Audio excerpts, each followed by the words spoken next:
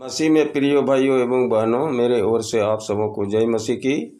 आज मैं परमेश्वर का संदेश आप लोगों के बीच में लेकर आया हूँ। वो है धर्मी और दुष्ट मनुष्य के बारे में। तो मेरे प्रियो, अब मैं इस संदेश को आपके बीच में प्रस्तुत करने जा रहा हूँ। ये भजन संहिता पहला अध्याय का पहला पद से लेकर हम तीसरा पद तक जब पढ़ते हैं तो यहाँ हमें एक धर्मी और दुष्ट के मनुष्य के बारे में हमको शिक्षा देती है।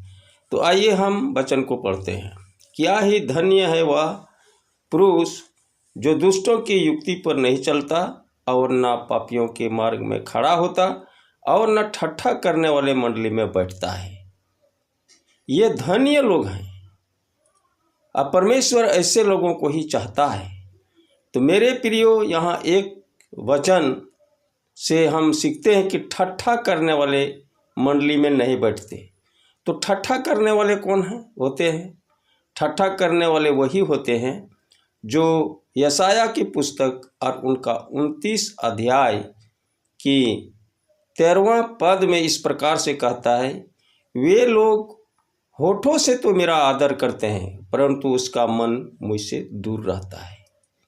जिस प्रकार वो मनुष्य को दिखाने के लिए अपना कार्य को करते हैं परंतु प्रभु में पूर्ण विश्वास के साथ जीवन बिताते नहीं, ना उनके मार्ग में चलते, ना उनकी बातों को मानते, ऐसे लोग हैं। तो मेरे प्रियो, हम अभी दूसरा वचन में हम आपको फिर से हम इस वचन को पढ़ के प्रस्तुत करना चाहता हूँ। ये है, परंतु वह तो यहोवा की व्यवस्था से प्रसन्न रहता है और रात दिन ध्यान करता रहता है। ये धन्य लोग हैं जो रात दिन परमेश्वर की व्यवस्था से प्रसन्न रहते हैं और ध्यान करते रहते हैं। और तीसरा पद में इस प्रकार से हमें सिखाता है, वह व्यक्ति उस वृक्ष के समान है जो बहती नलियों के किनारे लगाया गया है। वो कभी उनके पत्ते मुरझाते नहीं और ऋतु में फलते हैं और उसके कुछ भी पुरुष नहीं होते हैं। तो जो ऐसे पुरुष होते हैं तो कहते हैं कि इसलिए जो कुछ वह पुरुष करे उसका कार्य सफल होता है।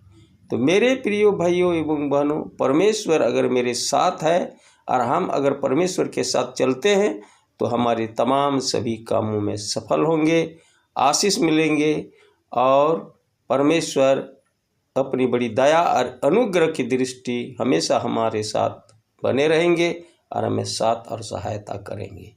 इसलिए हम धन्य व्यक्ति होने के लिए इन सब वचन के द्वारा जो कुछ हम पढ़े और सुने और सीखे हैं, इनको अमल करते हुए हम यहोवा परमेश्वर के साथ चलने का कोशिश करें तो परमेश्वर हमको सहायता करेंगे, मदद करेंगे और आशीष देंगे।